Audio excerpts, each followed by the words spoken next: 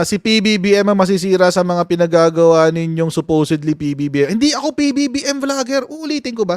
Hindi ako BBM vlogger. Hindi naman ako binabayaran ni Marcos eh. Walang nagmamay-ari sa akin. Oh. Hindi mo kailangan mag-sorry sa akin. Pwede ka rin mag-unsubscribe ngayon. It doesn't matter for me. Sundan mo yung paniniwala mo. Hindi ka naman pinipilit maniwala sa akin eh. Tsaka hindi ako vlogger ni PBBM. Okay? Ulit-ulitin ko yan. Hindi ako vlogger ni Marcos. Hindi naman niya ako pag-aari eh. Sumusuporta na nga ako. Sumusuporta na nga ako kahit medyo meron akong tampo. Ayaw nyo pa?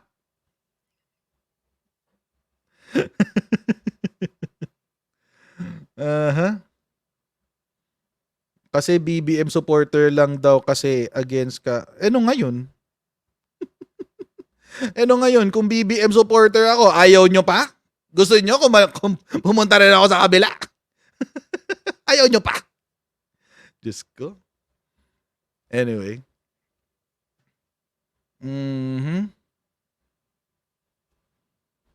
Tama to si Rencelin. Hindi ibig sabihin na tinira mo ang nakasupport kay BBM gusto mo nang ibagsak ang admin. Correct.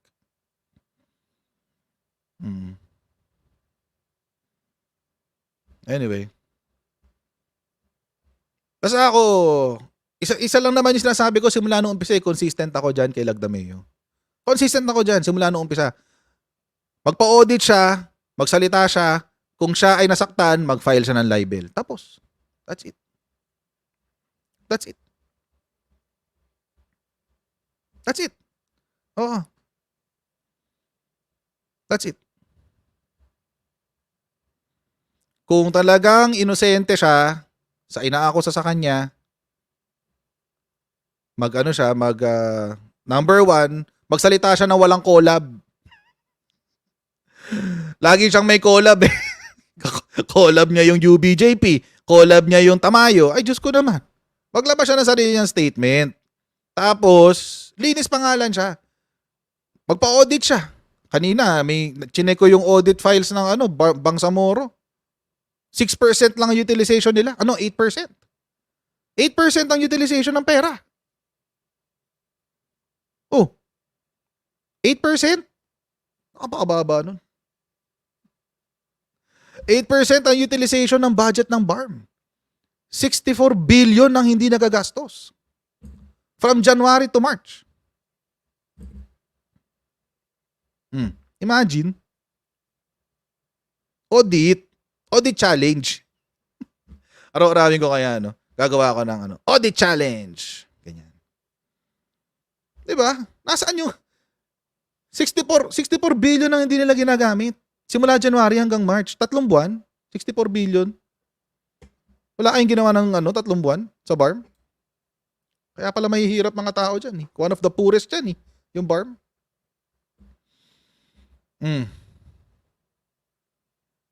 Audit. Yun na lang. Answer the challenge to audit. Tsaka magsalita siya. Hindi yung nagtatago siya sa likod ng mga vlogger niya. Diyos ko. Unutilized? Oo.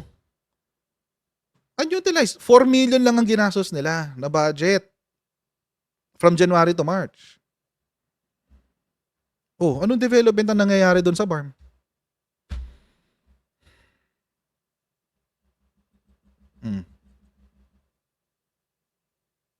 Diba? Gusto nyo makita? Wait. Andito ba? Nasave ko ba? Nasave ko yata yung kanina. Wait. Ito. Pakita ko sa inyo. Para lang actually hindi natin topic to, naka 30 minutes na ako dito. My goodness. Para lang makita nyo. Kasi, huwag tayo kasi maglokohan. Langya, ang tagal-tagal na nakaupo ng partido ni Lagdameo dyan. Kaya pala nagpapa-audit ang mga taga-BARM.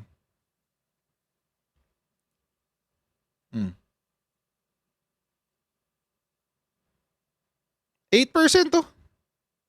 The disburse is 70 billion. Oh, total block grant received. 70 billion. Na-utilize nila 5 billion. May 64 billion pa na natitira. 8.23% ang utilization. Percentage of utilization with obligations, ha? Sabi, may mga utang-utang, may mga babayaran pa, etc. etc. 9.78. Anong klase yan?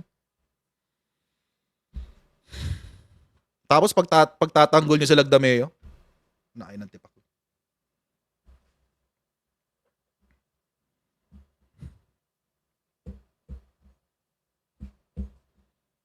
Kaya pala galit nagpapa-audit ang BARM.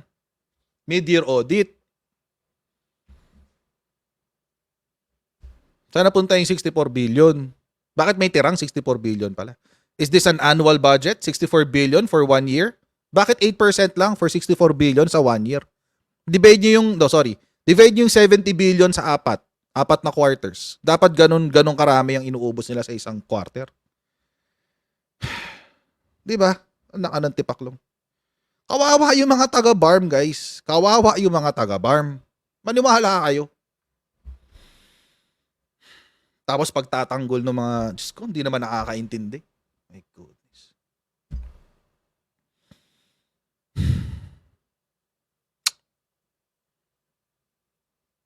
Divide, kayo na lang mag-divide. Computein nyo. Divide nyo. 70 billion divided by 4. 4 quarters. So, sabihin, dun sa block grant received nila noong January 17, 2024, balik natin. Lang yan. 70 billion dapat ang ginagastos nila. 34 million every quarter dapat. Yun dapat yun. 34 million dapat ito. Dapat, ang less 34 million to. So, dapat nasa, ilang ka na ta? 34 billion. Yeah, 17.5.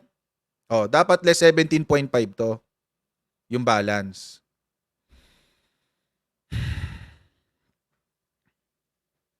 Bakit 8.3 to 8.23%? Dapat 25% ang utilization nito, hindi 8.23. Dapat 25% yan kasi 1 quarter.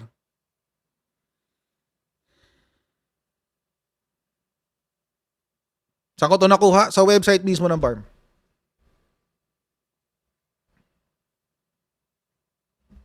Paano kang hindi magagalit? Anak ka ng tipaklo. Tapos may allegation ng 1 billion na Nakayo ng tipaklo. Kawawa yung mga taga-BARM mo. Ilang region yan?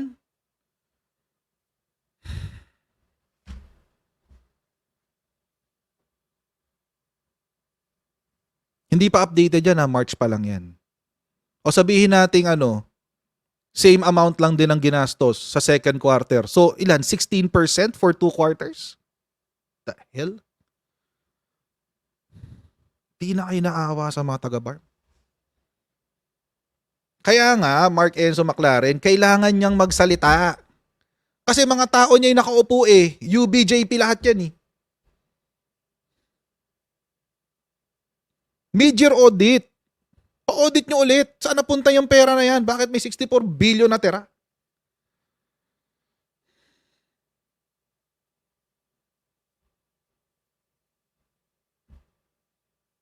Anyway, hindi naman yun yung topic ko dapat Magte-30 minutes na ako. Puro kayo kailangan namin hard evidence, hard evidence. Ito nga tawag dito, circumstantial lang yan Walang, hingi kayo na hingi ng hard evidence, walang tangang magnanakaw na ido-document yung kanyang pagnanakaw. Anyway. Mid-year audit na. Pa-mid-year audit na yung BARM. Para makumpirma, number 1, yung gamit ng pera dyan sa BARM. Pangalawa, makumpirma kung meron talagang katiwalian na related sa UBJP ng Lagdameo. Anyway. Tapos, itong mga tanggol-tanggol lang wala. Wala naman, hindi naman na naiintindihan. Pag naman binasa nila yan, naiintindihan ba nila yan? Hindi ko alam. Anyway.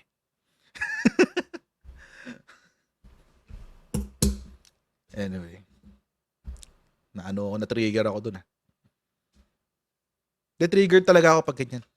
Sobra. Kawawa kasi mga tao. Kawawa yung mga tao kasi. Tingnan nyo hanggang ngayon yung Marawi, hindi. Sinira-sira ng Duterte, hindi niya inayos. Napakawalang iya talaga. Natapos na lang yung term niya. Binomba niya ng binomba, hindi niya inayos. Napakawalang iya talaga. Anyway. Oras na ba mag-Himenet? Himenet na to, Himenet. Himenet.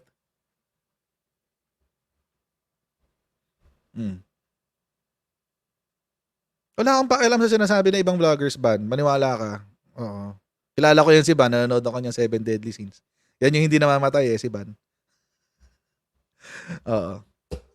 Wala akong pakialam kung sa mga sinasabi na ibang vloggers. Ang pakialam ko yung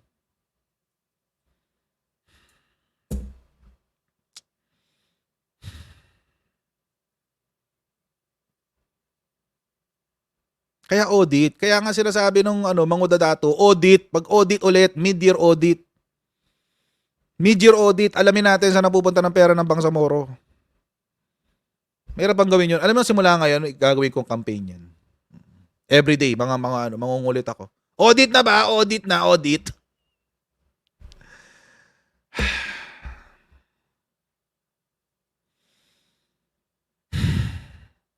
At saka take note, lahat ng mga leaders ngayon ng BARM are appointed. Appointed, oo. Appointed. Wala pa kung elected dyan dahil ng election, next year pa lang magaganap. Actually, magpa-file pa nga lang sila ng COC next month.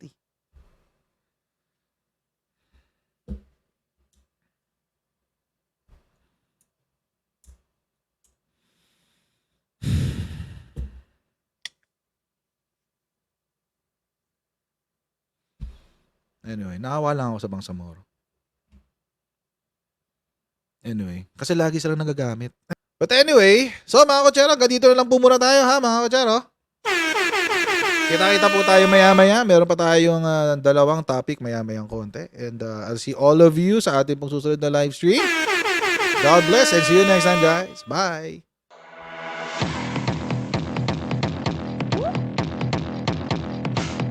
Pag ganun, huwag natin gawing tanga mga Pilipino. Mas maganda kasi nasa lugar ka ng tama kaysa yung pinipilit mo yung pagkakamali.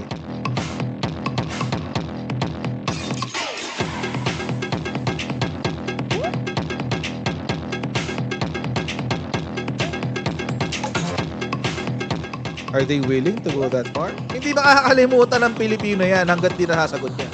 Sino ngayon nagsasabi ng totoo?